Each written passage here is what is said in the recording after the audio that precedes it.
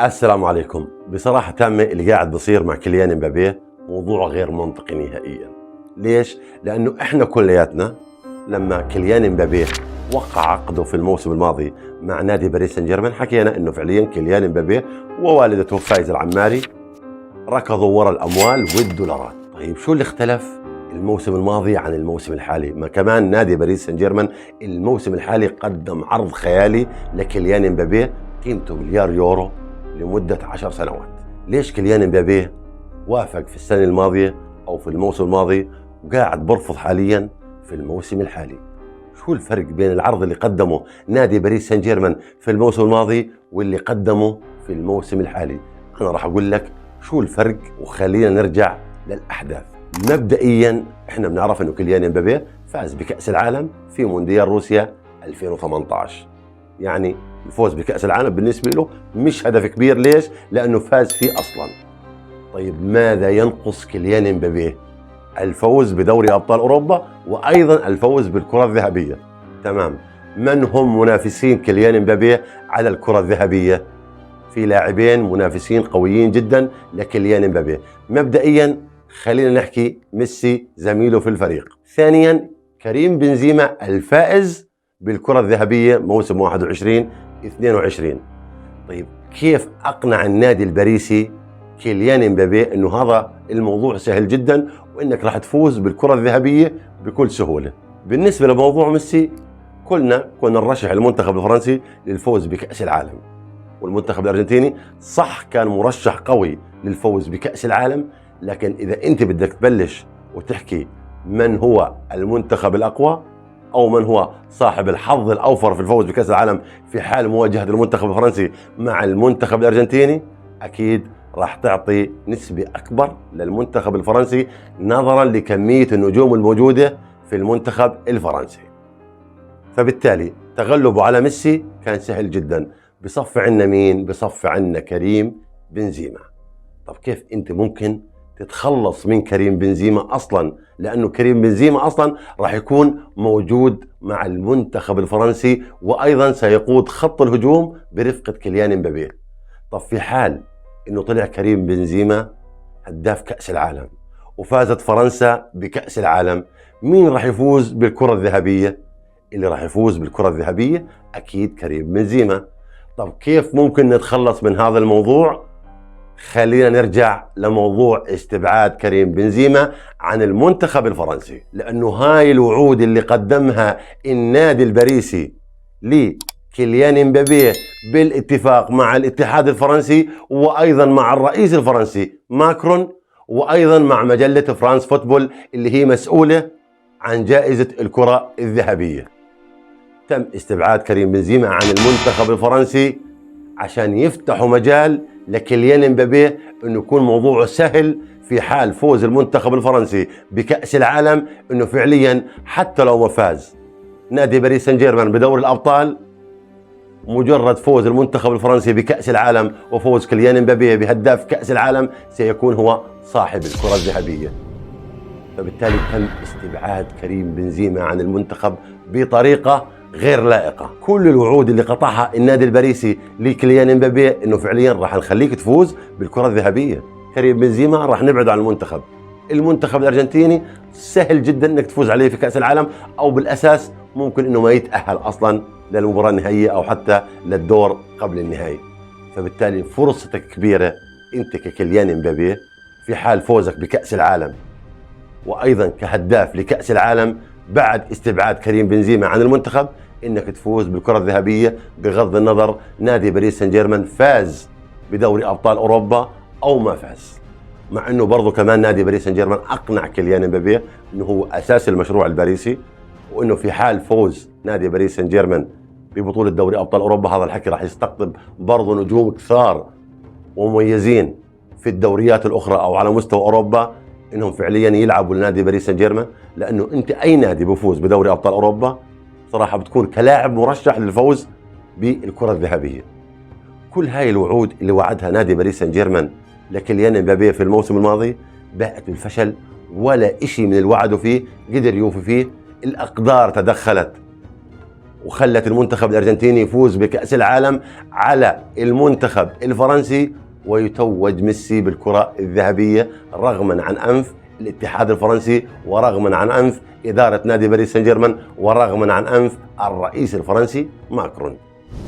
هذا هو الفرق بين العرض اللي قدموه والوعود اللي قدموها في الموسم الماضي وما بين العرض اللي بيقدموه نادي باريس سان جيرمان حاليا كيليان امبابي مدرك تماما انه كل 4 سنين راح ينافس على الكرة الذهبية، في حال بقائه مع نادي باريس سان جيرمان راح ينافس في كل كأس عالم. يعني كيليان امبابي راح ينتظر لعام 2026 ليفوز مع المنتخب الفرنسي بكأس العالم، وفوز ايضا بهداف كأس العالم، حتى يكون منافس مباشر على الكرة الذهبية أو منافس قوي على الكرة الذهبية. بينما انتقاله لنادي ريال مدريد راح يعطيه فرصة أكبر، أنت كل سنة أو كل موسم مرشح للفوز بالكرة الذهبية في حال تتويج نادي ريال مدريد بدوري أبطال أوروبا، وفوز كيليان امبابي بهداف دوري أبطال أوروبا، وفوز أيضا كيليان امبابي بالدوري الإسباني وهداف الدوري الإسباني. في فرق كبير انه انت كل 4 سنين راح تنافس مرة واحدة على الكرة الذهبية، بينما كل موسم مع نادي ريال مدريد انت مرشح قوي للفوز بالكرة الذهبية وبدوري ابطال اوروبا. اللاعب وصل لقناعة تامة انه في باريس سان جيرمان الموضوع صار صعب جدا. يعني في ظل وجود نيمار وميسي لم يستطيع الفريق الباريسي انه يفوز بدوري ابطال اوروبا.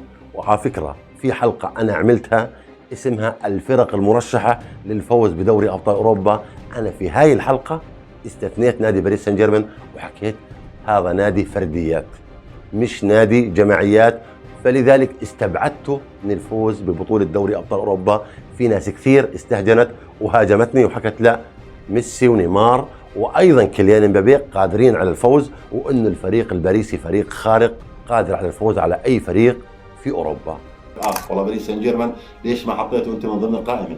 نادي باريس سان جيرمان انا بشوفه جسد بلا روح، يعني كلياتهم بدوروا على اهداف شخصيه، والكل بدور ورا الفلوس فقط لا غير. يعني اذا بتطلع اعطيني لاعب عنده انتماء لنادي باريس سان جيرمان او بتحس في عندهم انتماء اصلا كمجموعه لاعبين. انا حكيت فعليا انه نادي باريس سان جيرمان لن يكون مرشح للفوز بدوري ابطال اوروبا، وهذا الحكي اللي ادركه واللي حكى عنه كيليان امبابي في تصريحاته بالكاميرون لما حكى الفريق منقسم.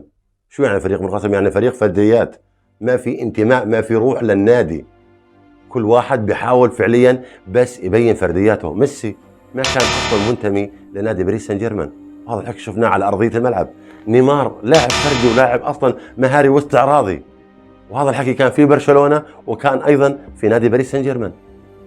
كيليان امبابي هو اللاعب الوحيد اللي بتحسه فعليا بقاتل اثناء المباراه وبيلعب بروح الفوز من اجل فعليا انه يحقق اهدافه كلاعب، فوز في دوري ابطال اوروبا، الفوز بالكره الذهبيه. بس اللاعب ادرك ادراك تام انه فعليا في ظل وجوده في نادي باريس سان جيرمان هذا الحكي ما راح يمنحه اي فرصه للفوز بدوري ابطال اوروبا او بالكره الذهبيه، وانه فعليا فرصته ضئيله جدا بالمقارنه مع الانديه الثانيه مثل نادي ريال مدريد او نادي مانشستر سيتي او اي لاعب في نادي ريال مدريد او اي لاعب في نادي مانشستر سيتي او حتى في العملاق البافاري او حتى في نادي ليفربول. هاي كليات الانديه دائما بتكون مرشح للفوز بدوري ابطال اوروبا، وايضا لاعب من هاي الانديه بكون مرشح للفوز بالكره الذهبيه. فبالتالي اللي بتشوفه انت قاعد من كيليان امبابي واصراره وايضا تصريحاته عن النادي وايضا تقبله لقرار استبعاده عن المعسكر في اليابان، هذا الحكي كلياته ادراك تام انه انا هون ما راح اقدر احصل الكره الذهبيه ولا راح اقدر افوز بدوري ابطال اوروبا مع النادي الباريسي. بينما في حال انتقالي الى نادي ريال مدريد انا كل موسم راح اكون منافس على دوري ابطال اوروبا، وكل موسم راح اكون منافس على الكره الذهبيه. عشان هيك احنا بنشوف انه الموضوع المرة هاي ما له علاقة بالمال بس، بينما الوعود المقطوعة له كانت في الموسم الماضي كانت وعود قوية. انك تستبعد كريم بنزيما عن المنتخب الفرنسي فقط ليكون كيليان امبابي المرشح الأقوى والأبرز للفوز بالكرة الذهبية. وأنا عملت حلقتين عن كيليان امبابي وهاي الحلقة الثالثة. الحلقة الأولى كانت امبابي مدريدي في الحلقة قلت بنسبة 99% كيليان امبابي راح يكون مدريدي. الحلقة الثانية كان اسمها الحرب الباردة، وحكيت انه نادي ريال مدريد ما عنده مشكلة يستنى موسم آخر ليوقع مع كيليان امبابي في صفقة انتقال حر، لكن نادي باريس سان جيرمان ما عنده استعداد برضو انه يخسر كيليان امبابي بصفقة انتقال حر اقل ما فيها يكسب له 100 120 130 مليون من بيع كيليان امبابي الى نادي ريال مدريد. وبرضو ما ننسى انه اصلا كيليان امبابي يرفض الانتقال الى اي نادي سوى نادي ريال مدريد. قاعدين بنشوف في بعض الاخبار بتقول لك نادي الهلال قدم عرض لنادي باريس سان جيرمان لشراء كيليان امبابي، طبعا هذا مرفوض لانه كيليان امبابي اصلا راح يرفض العرض. الانديه الانجليزيه بقول لك تتصارع حاليا على التوقيع مع كيليان امبابي. الانديه الانجليزيه غير قادره على دفع الراتب السنوي لكيليان امبابي، اعلى راتب في الدوري الانجليزي لمين؟ لدي بروينه مع نادي مانشستر سيتي تقريبا 22 مليون، بينما الراتب اللي راح يتقاضاه كيليان امبابي في نادي ريال مدريد ما بين ال 30 وال 35 مليون سنويا. فسقف الرواتب السنويه في الدوري الانجليزي بعيد كل البعد عن الاشي اللي راح يقدمه نادي ريال مدريد لكيليان امبابي. وبهيك بكون فصلت لك وحكيت لك شو الفرق وليش غير كيليان امبابي طريقة تفكيره ما بين العرض اللي تقدم له في الموسم الماضي وايضا العرض اللي تقدم له في الموسم الحالي. وبهيك بتكون خلصت حلقتنا. لايك، سبسكرايب واشترك بالقناة ليوصلك كل جديد. فشو، سلام.